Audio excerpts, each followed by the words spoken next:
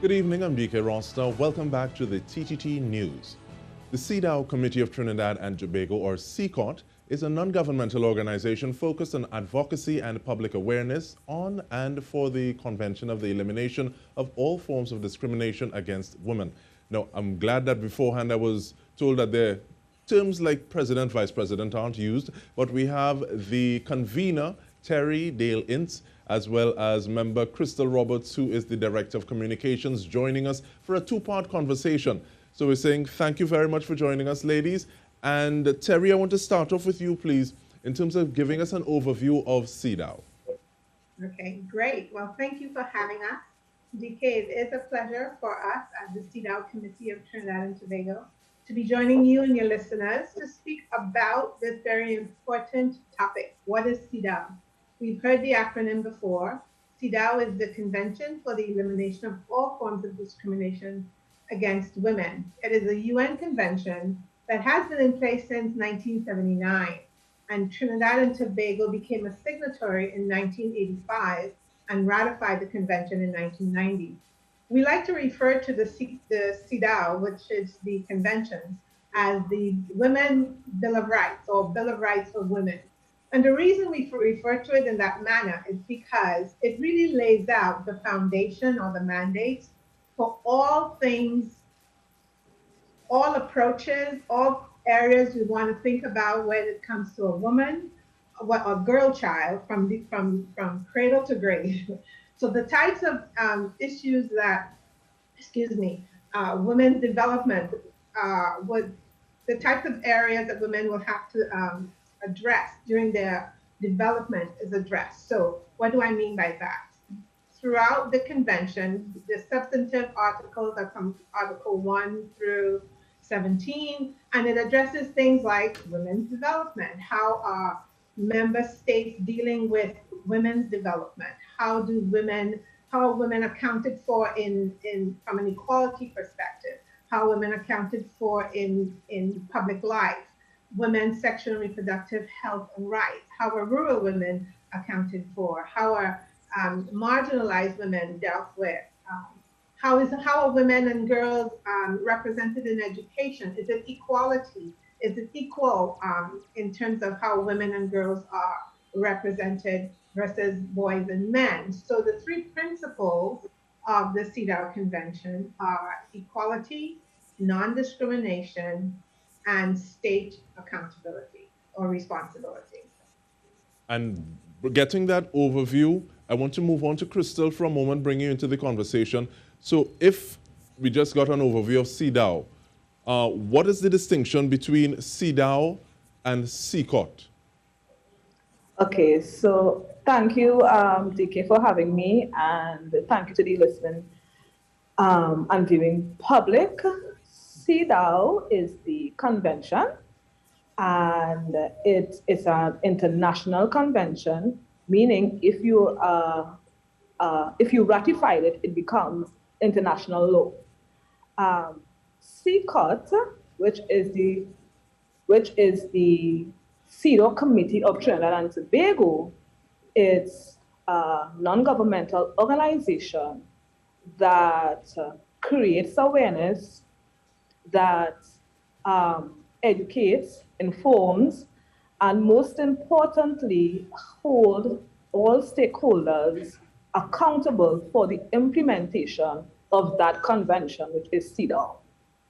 Because we ratified it and not just signed it, because it being signed means that you just not have to be in contravention of the convention. However, if you ratified it, it goes a step further where implementation has to come in. The implementation process of the convention has to come in, and that is where Trinidad and Tobago is. So our committee or our NGO creates awareness, educates the population, and most importantly, hold all stakeholders accountable for implementing what we ratify. Thank you so much. And I want to get back to that, the issue of accountability in just a bit. But Terry, looking at some of those dates, 79, 85, 90, and give us a little history of CCoTT, thank you. In terms of, you said it was 2016?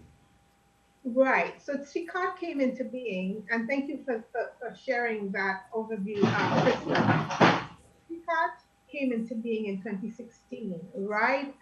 We started as a community of practice. Now, part of the responsibility of the state as a member that has ratified the convention, it obligates the state to report to the CEDAW committee in Geneva every 4 years, report on progress that has been made toward the implementation of those mandates that Crystal referred to. Those mandates that would be made up of those 17, 18 substantive articles that were referred to earlier. So every 4 years, the state is obligated to send a report to the CEDAW committee in Geneva, giving an update on how the state is doing as it pertains to implementing these articles or these mandates. Trinidad and Tobago, since its ratification in 1990, submitted a report in 2001, and then again in 2016, which means that there's been a huge gap in terms of our submitting of reports. We were fortunate to be participating in the creation of the 2016 report from a civil society perspective. Some of us were. At that point, CCoTT had not yet been formed. Following the review in June of 2016, we started as a community of practice. So many of those folks who participated in creating the civil society report that was submitted as a civil society, not the government, but civil society, we submitted a report as well. Many of us came out of that experience and continued what we thought was an important step to hold the government accountable. So we kept meeting, and coming out of that community of practice in 2016, we then formed the CEDAW Committee of Trinidad and Tobago, and we registered through the Companies Act in January of 2018. So we became a certified registered NGO in January of 2018. However, we've been together, many of us, since 2016. And with that in mind, and this community of practice, and sometimes I think it's important to have these civil bodies kind of holding government's feet to the fire if they are the ones to actually kind of enact some of this policy to help things go forward, because you interact with the people who are on the ground a lot more sometimes. But Crystal, in terms of vision, mission, mandate, what is CCoTT about? Oh, well, CCoTT's mission is to ensure, as I said before, to ensure that all stakeholders are held accountable, and also for the implementation of the mandates of the convention, or the substantive article of the convention, be implementation, so that women could enjoy their fundamental rights. Our vision is to have a sensitized, educated, knowledgeable, empowered citizenry about the CEDAW Convention, and also to do the same as us, as a NGO, to hold stakeholders accountable and ensure that the implementation process takes place in a Trinidad and Tobago context, because we must understand that different countries have different needs, and what may be needed in one country may not be needed in ours. So we have to look at what is needed in our country and go along and continue that implementation process. Because different societies or states, as they would call it at the UN, levels of development are quite different. So we always have to look and be mindful of the development of each country. And that's why we made it clear that the implementation must take place in a Trinidad and Tobago context. And we want to speak about that context a little more when we return. We're speaking with Crystal Roberts, Director of Communications, as well as the convener, Terry Ince. We are speaking about CCoTT. This is the Committee of Trinidad and Tobago, or the CEDAW Committee of Trinidad and Tobago. Stay with us.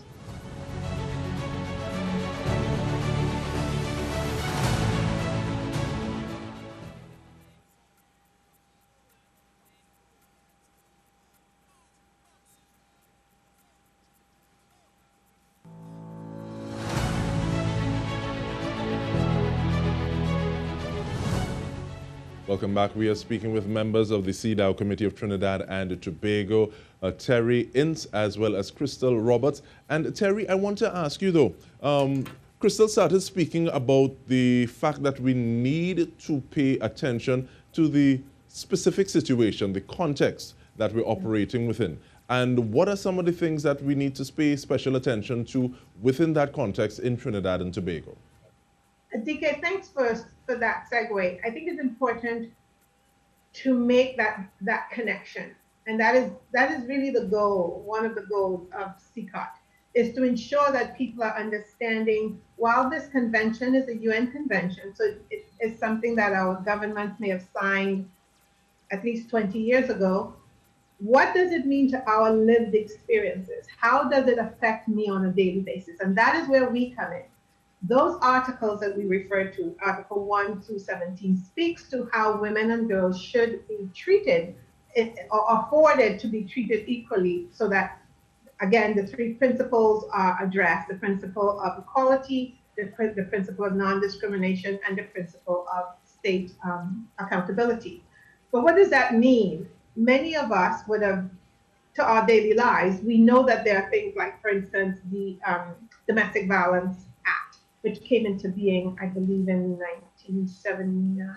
Don't quote me on that, it might have been later. But the point I'm making is that something like the Domestic Violence Act would have been as a direct outcome of the CEDAW Convention, because it is one of the mandates to ensure that women are treated equally. And even while there is no article that speaks to domestic violence within the convention, the overarching goal of the convention is to ensure that violence against women and girls, discrimination against women, is eliminated. So the Domestic Violence Act specifically would have areas in it that specifically comes out of the convention.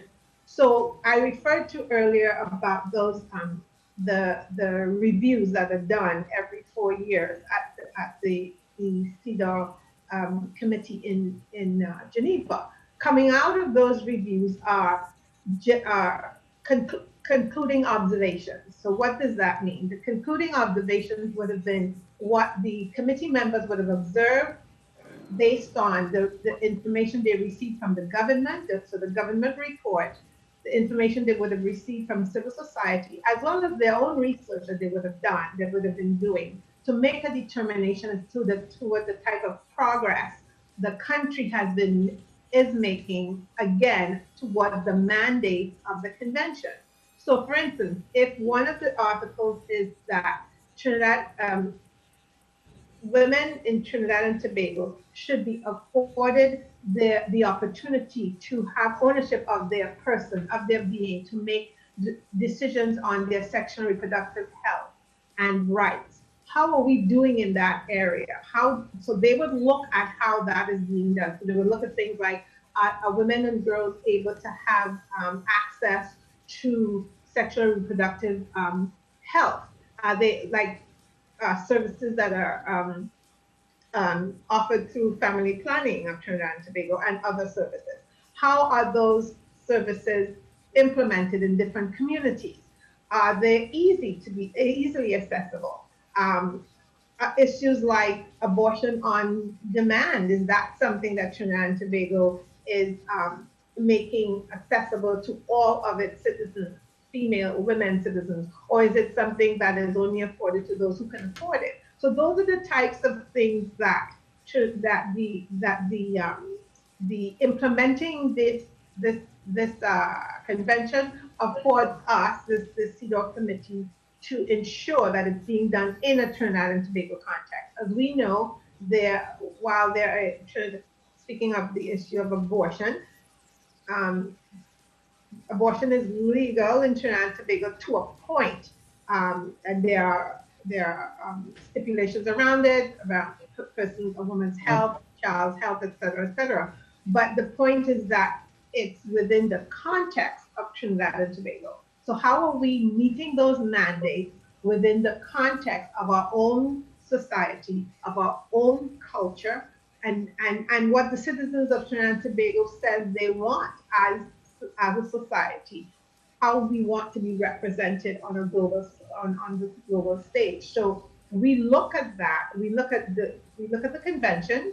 We look at the policies and the procedures that are the laws that are in place by the government in Trinidad and Tobago, and we make a determination as to whether we are aligned in a positive way that will impact women and girls positively or negatively, and then we advocate pro or con.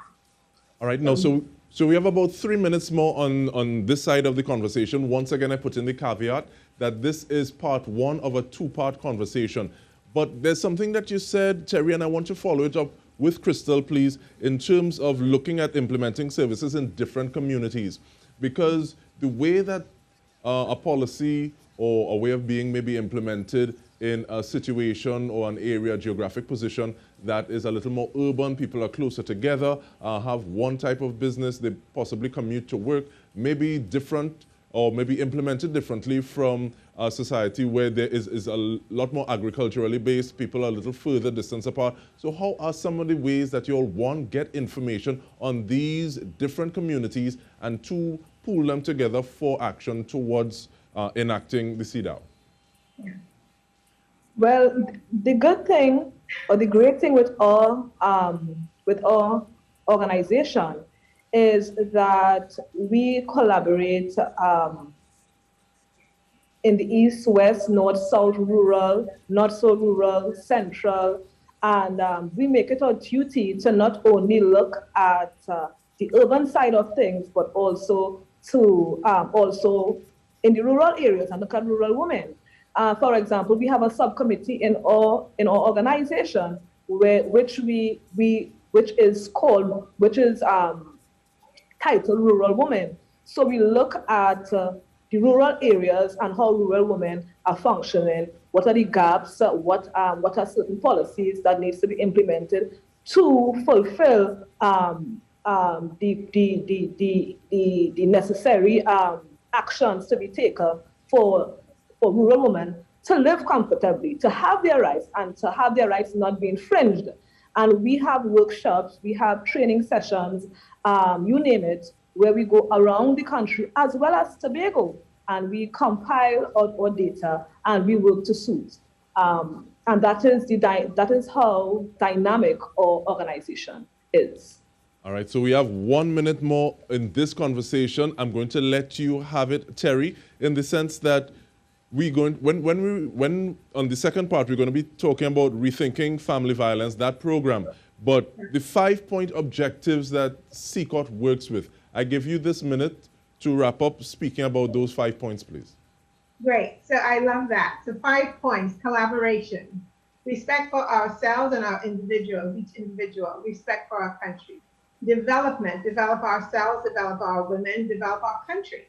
Advocacy, we advocate for the rights of women and the issues of women, and we think we ought to be bringing forward the willpower, whether it's will at the individual or citizen level, or encouraging our leadership to have the will to implement the mandate as appropriately and as sustainably as possible. While we are aware there are many, many programs that have been implemented over time in Trinidad and Tobago, many of these programs, unfortunately, have not gone far enough, or maybe they have gone far enough at that time, but they need to be updated and re-implemented. So our position is to work with all stakeholders, as Crystal rightly pointed out, through outreach, doing outreach to all of the communities throughout Trinidad and Tobago, working with others to ensure that we are implementing, we're collaborating, we're educating, we're developing, and we are taking our country forward in as equal way as possible. And this is where we put a pin on this conversation. Part 1 is nice to be able to invite it back as opposed to ask to leave. So this is first part, and we're looking forward to the second one. Thank you on behalf of the entire news team. I'm DK Rossa. Thank you for joining us. Have a good night.